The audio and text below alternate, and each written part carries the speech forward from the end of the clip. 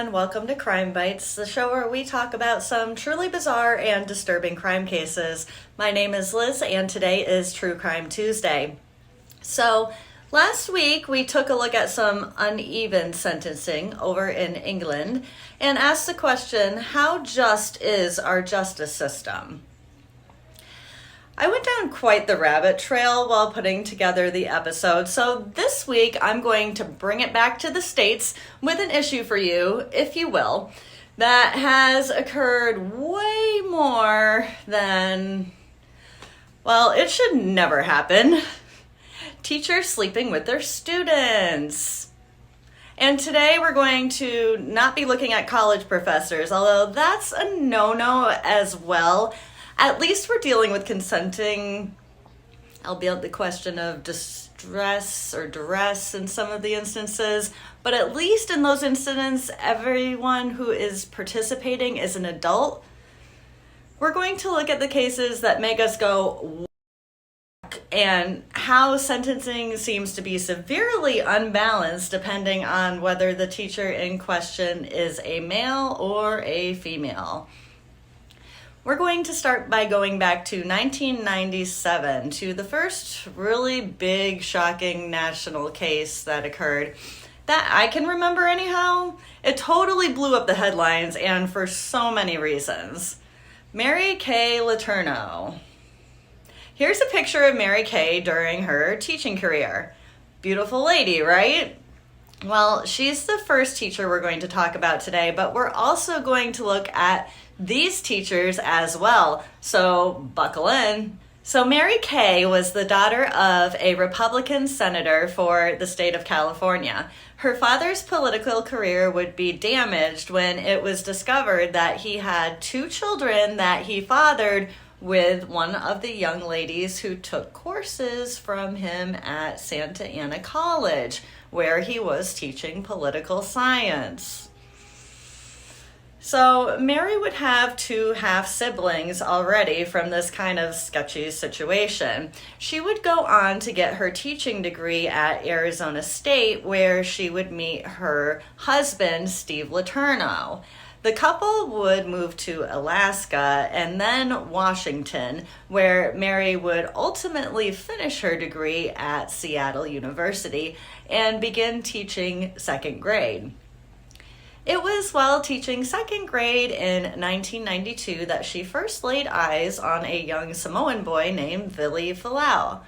Now, in second grade, Vili would have been around 7 or 8. Mary would say that he was kind of a quiet kid, and what she noticed at first about him was his incredible artistic talent. Now, Mary's marriage to Steve was not ideal at all.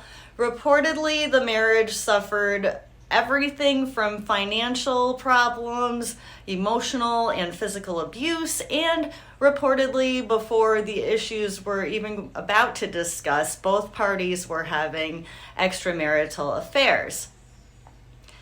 They also had 4 children together. So Mary is raising 4 kids, while teaching, and dealing with her husband, his affairs, and whatever affairs she was having. I don't know where she found the time or energy. Sorry, just saying. But alas, in 1996, she was teaching 6th grade at the same school, and she had the same Samoan boy, Vili, in her class again. At this time, she was 34 and he was 12. Now, her son Steve Jr. was a year younger than Vili, so she would encourage the two to become friends. It's unclear exactly what started the the statutory child part of the relationship, as accounts of the situation don't quite line up, but Mary does say what started as what she thought would just be a kiss became a lot more. The first time may have been on the roof of her house during one of the nights that Vili would stay over as her son's friend. On Vili's end, apparently he did have a crush on his teacher to the extent that he was making bets with his cousin that he was going to get her.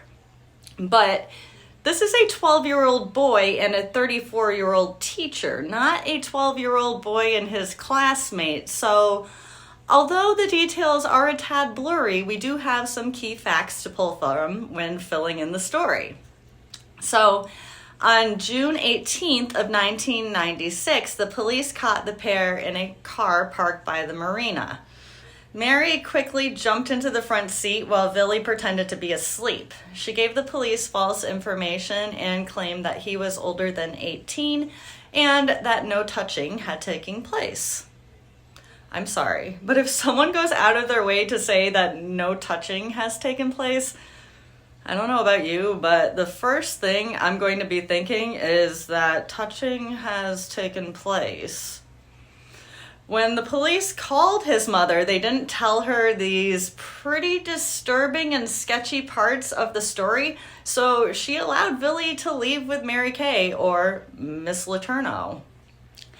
This isn't what ended up blowing the lid off the situation, though. Apparently, Mary kept a diary, and Steve found it. She would also draft love letters to Vili in the diary. Unsure about what to do, Steve confided in a family member, basically was like, what? And called the school on his behalf. By the time a full-fledged investigation was underway in 1997, Mary was already pregnant with 13-year-old Vili's child. So Mary would plead guilty to 2 counts of second-degree rape. She was given a plea deal, so already it would be a tad on the lighter side. The state had wanted to sentence her to 6.5 years in prison. Her plea deal included 6 months in jail, 3 of which were suspended, as well as 3 years of sex offender treatment. She also wasn't required to register as a sex offender. She would give birth to her first child with Vili while awaiting sentencing, and his mother would help to raise her. During sentencing, Mary would state, "Your Honor, I did something that I had no right to do, morally or legally. It was wrong, and I am sorry. I give you my word that it will not happen again. Please, please help me. Help us. Help us all." So she completed her jail time and would be released on parole. Part of the conditions of that parole were that she would have no contact with minors, including Vili and including her own children. Now, if this were me, what might have thrown me here was not contacting my kids as a mom. But on February 3rd of 1998, just 2 weeks after being released from jail, the police found Mary and Vili in a car together near her home. Again, Mary would provide false names and state this time that no sexual intercourse had occurred. I'm sorry, I'm thinking sexual intercourse definitely occurred now. They also found over $6,000, a passport, and a bunch of new men's and baby clothes in the car with them, indicating that Mary may have been planning on abducting him as well. This was enough to bring Mary back into court, where the disappointed judge gave her 7.5 years, which would be the state's initial request plus 1 year for violating the no contact order. On October 16th, 1998, she would give birth to her 6th child, second with Vili, while in prison.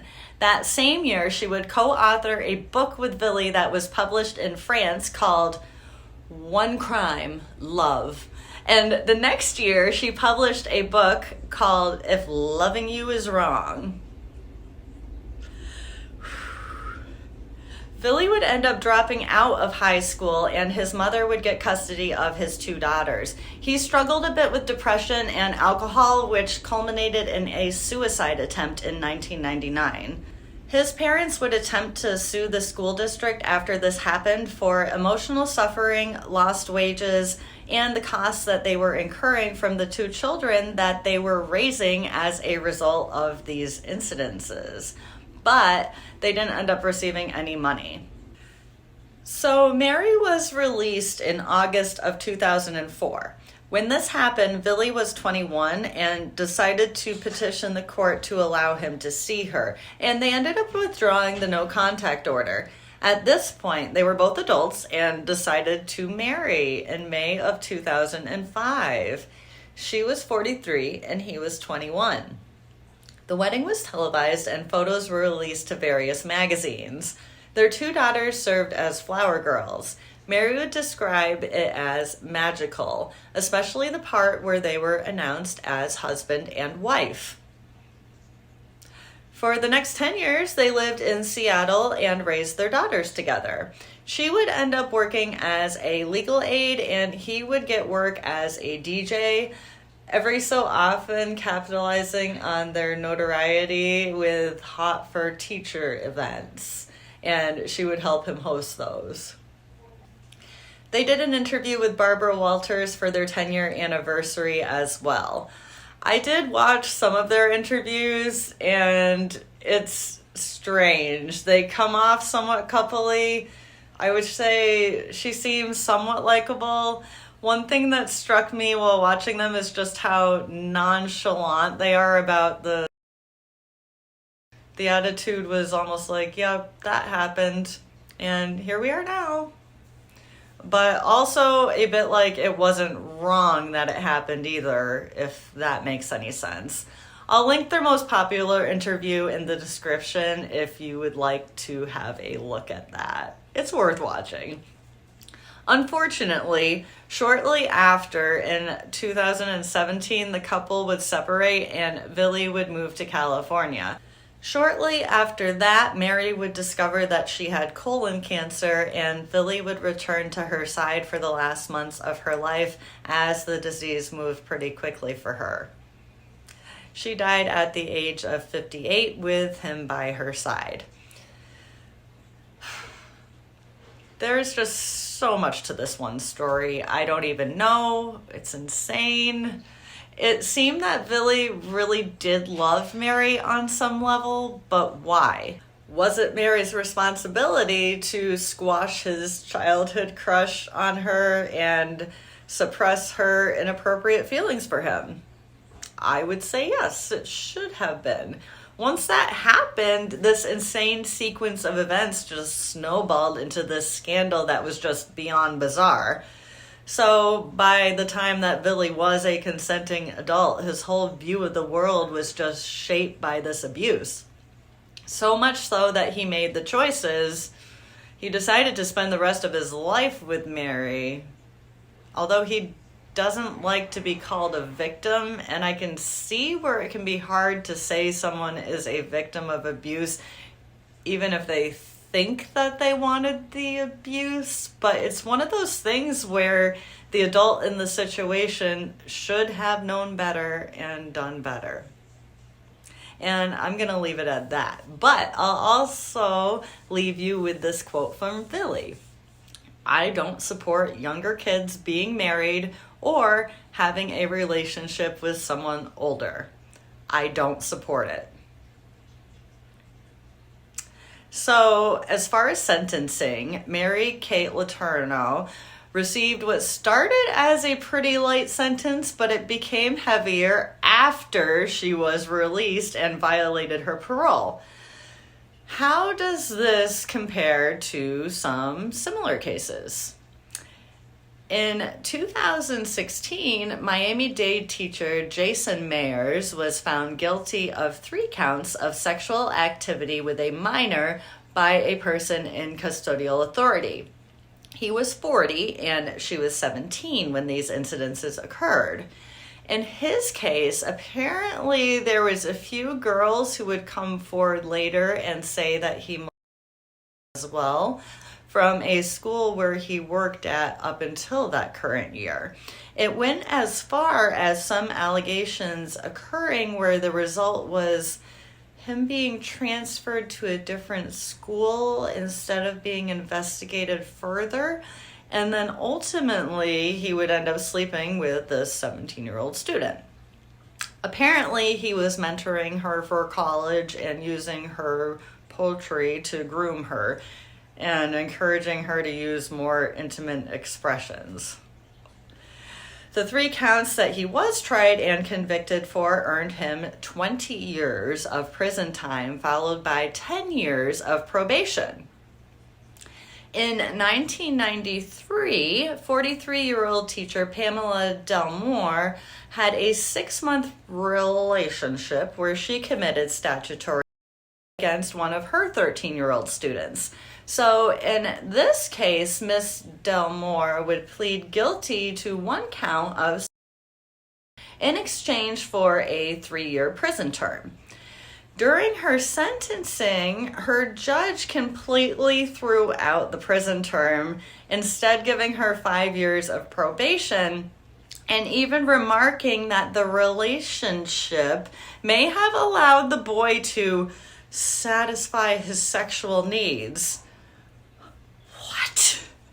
He even went as far to say that it just seems like it's something between 2 people that clicked beyond the teacher-student relationship.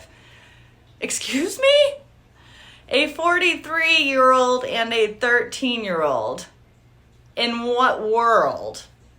Anyways, luckily this one had kind of a similar reaction by the public that I just had, and the sentence was reevaluated, and the judge who made these comments was actually moved from criminal to civil cases while his decision was reevaluated. When this happened, Ms. Diehl-Moore was sentenced to the 3 years in prison that she originally agreed to. In 2012, 26-year-old music teacher Brandon Lee Tomblin was sentenced to 20 years in prison in Michigan after sleeping with 3 of his male students. They were 16, 17, and 18. Tomblin also was HIV positive and did not tell his students this when he slept with them. In 2016, 24-year-old Jessie Lorene Goline had sex with 4 of her teenage students, 2 in one day apparently. The boys were aged 16 to 18, and Jessie ended up getting 42 months of probation after pleading guilty to sexual indecency with a child. Mark Tobin Mercer was an elementary school math teacher who was charged with 29 felony counts in 2011, including statutory indecent liberties with a minor and sexual activity with a student by a teacher. There were 2 cases involved. They both were 14-year-old girls, and Mr. Mercer ended up with 26 years when he was sentenced. So yes, when looking at sentencing differences, it's very easy to say, oh, this is fair, this is not. But it's also important to consider all of the factors involved in each case when making comparisons, and to do so loosely, as no 2 cases will be completely the same. When looking at the differences between male and female teachers who their students, a few factors come up. One being age and attachment differences, where when pooled, the majority of cases involving females involved 1 victim, and they were usually 16 or older. Not that that makes it okay, but it will affect the numbers. Male teachers who sexually abused their students were less likely to do so out of a perceived emotional attachment, and because of this, in some of these cases, they would abuse more students. So differences like these will skew the numbers, and you'll really have to dive into each case individually to see if justice was in fact carried out. As we saw in Ms. Diehl-Moore's case, your sentencing judge can also make or break you. That's a whole nother topic, because although they are held to the highest standard of conduct as well as the sentencing guidelines that they have to uphold, they are still given some discretion, and at the end of the day, they're humans, so there's that as well. And really, if you commit a crime, the judge is within their right to throw the book at you. So going around saying, oh, he or she got less time than me for a child, come on. So, what do you think about this one? Is there a difference between the way that we treat male and female child molesters, and should there be? I would say that there definitely is, but to what extent? Should female offenders be let off easier? I'm gonna say no, but let me know what you think in the comments, and please try to be respectful. If you do, thank you so much. And that's going to do it, but as always, let's try to end today on a more positive note. So after researching all these horrible, really child abuse cases, I went and Googled heartwarming stories about teachers making a positive impact. I did find a few lists, which was refreshing to say the least, and I will share one of these stories that I liked the most about a 10th grader. They were struggling with depression but didn't really know it, and as a part of their daily check-in for English, they had to write down how they were doing in a diary journal type sort of thing in the beginning of each class. The student went about writing in it like an actual diary, not thinking that the teacher would actually read them.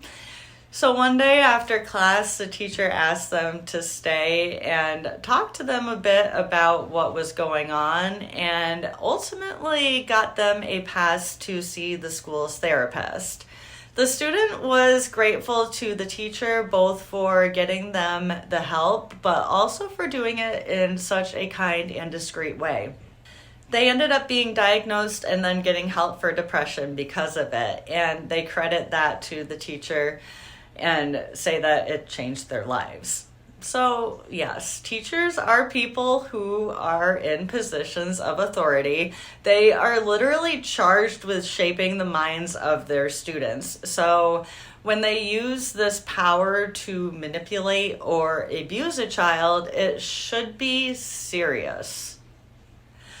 I think that's what it really comes down to. They're abusing a position of power. Anyways, what do you think? I'm going to talk about this a tiny bit more with another case that I found along these lines next week, so stay tuned, and until then, stay safe out there. Bye!